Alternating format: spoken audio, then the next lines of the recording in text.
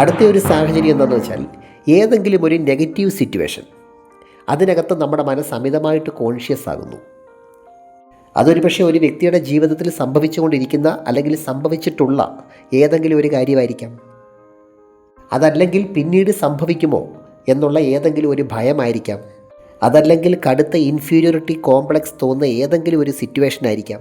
അപ്പോൾ ഈ ഒരവസ്ഥ ഒരു വ്യക്തിയെ അമിതമായിട്ടുള്ള നിരാശയിലേക്ക്, ആത്മവിശ്വാസക്കുറവിലേക്കൊക്കെ കൊണ്ടുചെന്നെത്തിക്കുന്നുണ്ട്. ഇങ്ങനൊരു കാര്യം ഉള്ളിൽ നടക്കുന്നു എന്ന് മറ്റാർക്കും അറിയില്ല. ഇത് പൂർണ്ണമായിട്ടും ഉപബോധ മനസ്സിൻ്റെ ഒരു പ്രവർത്തനമാണ്. അപ്പോൾ ഇങ്ങനെയുള്ള മാനസികാവസ്ഥയിൽ പബ്ലിക്കിലേക്ക് ഇറങ്ങേണ്ട ഒരു സാഹചര്യം വരും. ഈ സാഹചര്യത്തിൽ പാനിക് അറ്റാക്ക് വരാനുള്ള പോസിബിലിറ്റി വളരെ വളരെ കൂടുതലാണ്. ഈ സമയത്ത് ആ വ്യക്തി കൂടുതലായിട്ടും കോൺഷ്യസ് ആകുന്നത് നെഗറ്റീവായിട്ടുള്ള കാര്യത്തിലായിരിക്കും. അപ്പോൾ ഇവരിൽ സംഭവിക്കുന്ന ഈ നെഗറ്റീവ് കാര്യം മറ്റുള്ളവരും തിരിച്ചറിയുമോ, തിരിച്ചറിഞ്ഞിട്ടുണ്ടോ എന്ന ഭയം. ഈ ഭയം ഒരു താൽക്കാലികമായിട്ടുള്ള ആങ്സൈറ്റി ഡിസോർഡർ അവിടെ ഉണ്ടാക്കുന്നു. ഇത് ചിലരെ സംബന്ധിച്ച് പാനിക് അറ്റാക്കിലേക്ക് മാറുന്നുണ്ട്. അതുപോലെ ഈ പാനിക് അറ്റാക്ക് എന്ന് പറയുന്നത് ചെസ്റ്റ് പെയിൻ മാത്രമല്ല.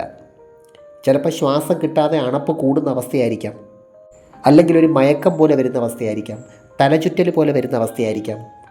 ചിലരെ സംബന്ധിച്ച് ശരീരം മുഴുവൻ വിയർത്ത് കുഴഞ്ഞു വീഴുന്ന അവസ്ഥയായിരിക്കാം.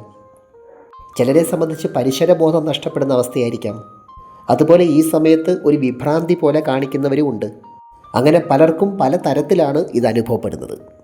ചുരുക്കി പറഞ്ഞാൽ ശരീരത്തിൻ്റെ നോർമലായിട്ടുള്ള പ്രവർത്തനത്തിന് മാറ്റം വരുന്ന, പെട്ടെന്നൊരു മാറ്റം വരുന്ന, അല്ലെങ്കിൽ തടസ്സം വരുന്ന, അല്ലെങ്കിൽ വേരിയേഷൻ വരുന്ന ഏതൊരു സാഹചര്യവും പാനിക് അറ്റാക്ക് വരാൻ സാധ്യതയുള്ളവർ ശ്രദ്ധിക്കേണ്ടതാണ്. എനിവേ, നമുക്ക് മറ്റൊരു വീഡിയോയുമായി വീണ്ടും കാണാം. അപ്പോൾ ചാനൽ സബ്സ്ക്രൈബ് ചെയ്യാൻ മറക്കരുത്, ലൈക്ക് ചെയ്യണം, ഷെയർ ചെയ്യണം. Thanks for watching.